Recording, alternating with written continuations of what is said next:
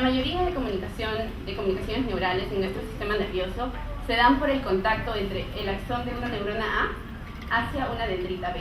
Existen otros tipos de comunicación de axón a axón o de axón a soma, pero para el propósito de esta charla solamente nos vamos a concentrar en la comunicación de axón a dendrita. Bien, entonces, para entender el proceso de sinapsis neuronal, vamos a tener que revisar 4 conceptos primero, pero básicamente quiero que ya tengamos la idea de qué se trata la sinapsis neuronal o comunicación neuronal. Básicamente, como ya mencioné, es el axón en gran proximidad de las dendritas, y a la terminación del axón vamos a encontrar un gran número de vesículas que están empaquetando neurotransmisores. ¿Pero qué son los neurotransmisores? Los neurotransmisores no son nada más que moléculas especializadas producidas por las neuronas que van a transmitir un mensaje. Por eso el nombre de neurotransmisores. Y estos neurotransmisores, empaquetados en vesículas, van a fusionarse con la membrana de la neurona, y los neurotransmisores van a ser liberados a este espacio aquí que se llama la hendidura sináptica. Viene desde la neurona presináptica, viaja hacia la hendidura sináptica y llega a estar en contacto con los receptores de estos neurotransmisores. Y cuando los receptores están en contacto con los neurotransmisores, estos receptores funcionan como canales, ¿okay? Y lo que va a suceder es que pasa de un estado cerrado a un estado abierto. Y una vez pasa esto, vamos a ver más adelante cómo el voltaje de esta célula postsináptica cambia y el impulso eléctrico viaja. Pero para empezar, y asumo que muchos de ustedes conocen estos términos, los iones son átomos que tienen una carga neta. Por pérdida o ganancia de electrones, los iones pueden tener una carga positiva o una carga negativa. ¿Y por qué es importante mencionar este concepto de iones? Básicamente porque es el movimiento de iones que se entiende en un sistema biológico como el flujo de corriente. ¿Qué es la corriente en un cable? No es nada más que el movimiento de electrones a través de este cable de un punto a otro. Y en el caso de las neuronas, se puede considerar que el movimiento de iones funciona como corriente eléctrica. Y para entender este concepto, es importante mencionar el gran rol que juega la membrana en las neuronas. Y esta membrana biológica no es nada más que una bicapa lipídica que funciona como un aislante para separar lo que se encuentra dentro de la neurona versus lo que está afuera de la neurona. Y en este diagrama he querido representar la diferencia que hay entre la concentración de iones de potasio, calcio y sodio. Como pueden ver aquí, hay una mayor cantidad de iones de potasio en el interior de la neurona, mientras que en el exterior de la neurona hay más calcio y sodio. ¿Y por qué esto es importante? Esto es importante porque el movimiento de estos iones, como ya mencioné, va a ser traducido a un impulso eléctrico. Entonces, en la membrana de la célula existen proteínas especializadas que se llaman canales iónicos. Y están representados aquí por este cuadrado morado, pero lo pueden ver mejor en este dibujo. Los canales iónicos no son nada más que proteínas que tienen estados de estar cerrado, donde no va a permitir el paso de ningún ion, pero pueden estar, también pasan a estar abiertos, donde sí se puede permitir el transporte de iones. ¿Y cómo es que se mueven las iones? Al final, como todo sistema termodinámico, todo sistema va a tender al equilibrio. Y si se abre una puerta desde un lugar más concentrado a un lugar menos concentrado, lo que se va a buscar es el equilibrio entre ambos espacios, ¿cierto? Entonces, por ejemplo, en este escenario, si abrimos los iones y este es un canal de potasio, ¿hacia dónde se va a mover el potasio? Definitivamente hacia afuera, porque pasa de donde está más concentrado hacia donde va a estar menos concentrado. ¿Y por qué es importante esto? Es importante saber que la neurona, en su lado intracelular, va a tener un voltaje negativo. Y esto sucede debido a 3 procesos principalmente. Primero, aquí hay proteínas negativas cargadas en el interior de la célula, contribuyendo a que haya un interior de la célula negativo. Segundo, hay una bomba de sodio y potasio, que en principio lo que tenemos que tener en cuenta nada más es que es una bomba que va a transportar sodio y potasio en contra de su gradiente. Y lo que hace es que por cada 3 iones de sodio que entran a la célula, por cada 3 iones de sodio que salen de la célula, van a entrar solamente 2 iones de potasio. Y esto a la larga va a ser una pérdida neta de una carga positiva, una vez más haciendo más negativo el interior de la célula. Y finalmente, el hecho de que los canales de potasio no están cerrados herméticamente, lo que contribuye a que haya filtraciones de iones de potasio desde adentro hacia afuera, una vez más contribuyendo a la pérdida de cargas positivas en el interior de la célula y haciendo permitiendo que tenga un voltaje negativo, mientras que el exterior tiene un voltaje positivo. Ahora, el flujo de iones es muy importante en el proceso de potencial de acción y en la comunicación y transmisión de señales de una neurona a otra. Y lo que vemos aquí es en un estado de reposo lo que mencioné hace unos minutos. Pero en presencia de un neurotransmisor, que está representado aquí por este cuadrado rojo, el canal iónico va a pasar de estar cerrado a estar abierto. Y esto va a permitir el paso de iones positivos hacia el interior de la célula, como lo es el calcio y el sodio. Y esta acumulación de iones positivos al interior de la célula va a hacer que el potencial de membrana cambie de negativo a positivo y el exterior cambie de positivo a negativo.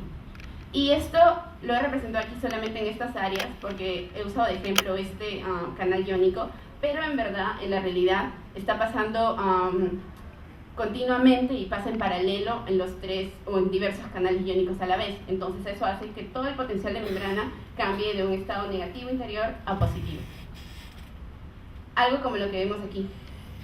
Y este cambio de potencial en la membrana es muy importante porque cuando cambia el voltaje de la membrana hay canales especiales que se abren justamente porque sensaron que el voltaje cambió. Ya no son canales que se abren en presencia del neurotransmisor, sino que son canales que se abren porque el voltaje cambia en la membrana neuronal. Y lo que vemos aquí representado en azul es un canal de sodio sensible al voltaje que se abrió y como sabemos el sodio está más concentrado afuera, ¿cierto? Entonces el paso de sodio va a ser de afuera hacia adentro, una vez más llenando en el interior de la célula el número de cargas positivas. Y este es un estado que pasa a estar del potencial de reposo, que es negativo, empieza a depolarizarse la membrana. Y va a llegar un momento en donde estos canales sensibles al voltaje de sodio van a cerrarse, porque no pueden estar abiertos indeterminadamente. Y cuando se cierran, es el voltaje necesario para activar los canales de potasio sensibles al voltaje. ¿Y el potasio dónde estaba más concentrado? Adentro, ¿cierto?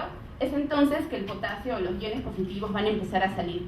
Y cuando los iones positivos empiezan a salir, el voltaje de la membrana pasa de ser positivo a ser negativo. Y es un proceso que se conoce como la repolarización de la membrana. Y este potencial de acción es el que viaja desde el soma, desde las dendritas que reciben la señal, hacia la punta del axón y una vez más liberan neurotransmisores y se hace todo el proceso nuevamente. Entonces, en la zona presináptica, como habíamos visto, hay una acumulación de vesículas en la terminación del axón. ¿Okay? Pero ¿de dónde vienen estas vesículas? ¿Cómo se producen? Vienen del soma celular, del centro de la célula, donde se da la síntesis de vesículas y proteínas especializadas que producen estos neurotransmisores. Y estas vesículas van a viajar a lo largo de microtúbulos. Microtúbulos vienen a ser como el esqueleto de las neuronas. Y estos microtúbulos tienen polaridad, y gracias a la polaridad es que las proteínas motoras se pueden mover y transportar las vesículas desde el centro de la neurona hacia la terminación axonal. Y es muy interesante saber, además, que el proceso de fusión de vesículas con la membrana de la neurona tiene una maquinaria molecular especializada que son las proteínas SNAP, conocidas hace no más de 20 años y cuyo descubrimiento otorgó el Premio Nobel de Medicina y Fisiología hace 3 años. ¿Y cómo funcionan? Son básicamente proteínas que existen en la membrana de la vesícula, son proteínas que tienen estructura alfa-hélice y también están presentes en la membrana de la neurona. Cuando entran en contacto, ellas van a ejercer fuerzas sobre unas con otras.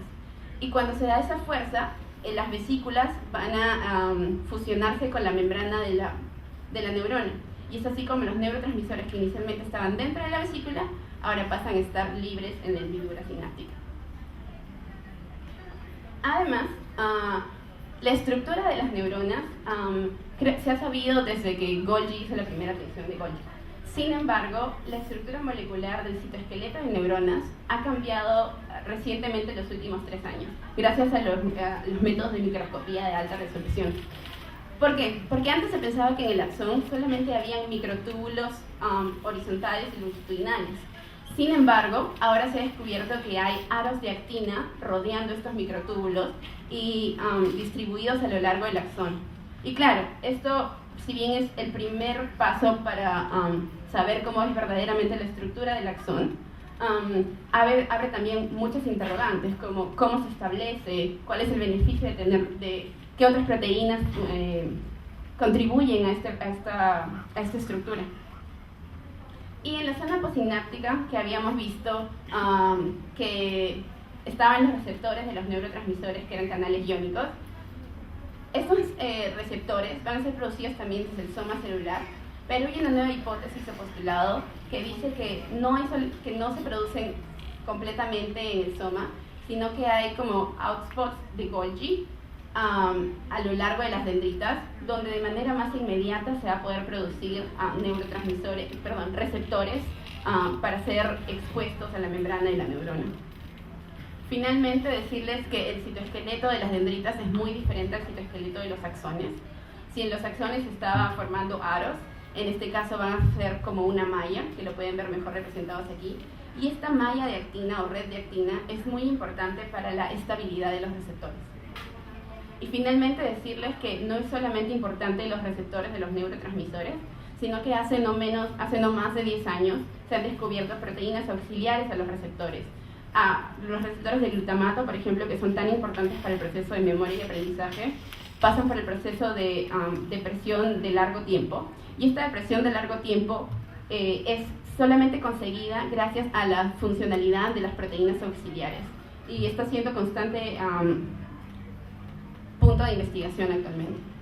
Entonces, con todo esto, solamente resumir en esta gráfica que las neuronas se comunican en su mayoría de axón a dendrita, que los neurotransmisores están empaquetados en vesículas que se liberan a la hendidura sináptica y se difunden para llegar a estar en contacto con los receptores en la zona postsináptica, que el voltaje de la neurona es negativo, pero por la apertura de los canales iónicos cambia y pasa a ser de negativo a positivo, y que el citoesqueleto del axón y de las dendritas es muy diferente, teniendo aros en los axones y redes de actina en las dendritas.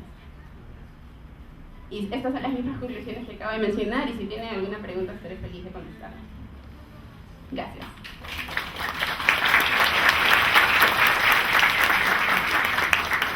Un aplauso más fuerte, por favor, para... Despierten,